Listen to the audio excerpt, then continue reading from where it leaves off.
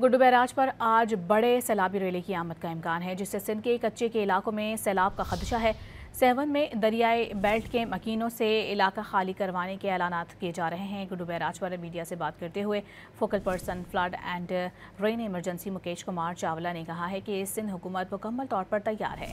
सवाल के जवाब में उन्होंने कहा कि बंद कमज़ोर नहीं है, पानी बराह रास्त वहाँ हिट करता है। महकमा आबपाशी की जानिब से बंद पर पेजिंग और डंपिंग का काम जारी है। गुड्डू बैराज पर आज बड़े सैलाबी रेले की आमद का इम्कान है, जिससे सिंध के कच्चे के इलाकों में सैलाब का खदशा है।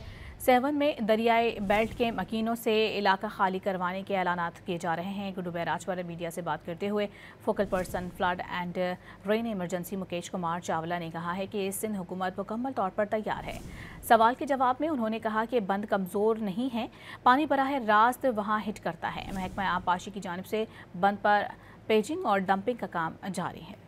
गुड्डू बैराज पर आज बड़े सैलाबी रेले की आमद का इम्कान है, जिससे सिंध के कच्चे के इलाकों में सैलाब का खदशा है।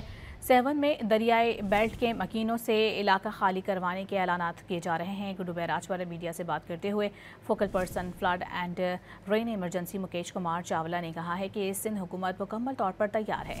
सवाल के जवाब में उन्होंने कहा कि बंद कमज़ोर नहीं है, पानी बराह रास्त वहाँ हिट करता है। महकमा आबपाशी की जानिब से बंद पर पेजिंग और डंपिंग का काम जारी है।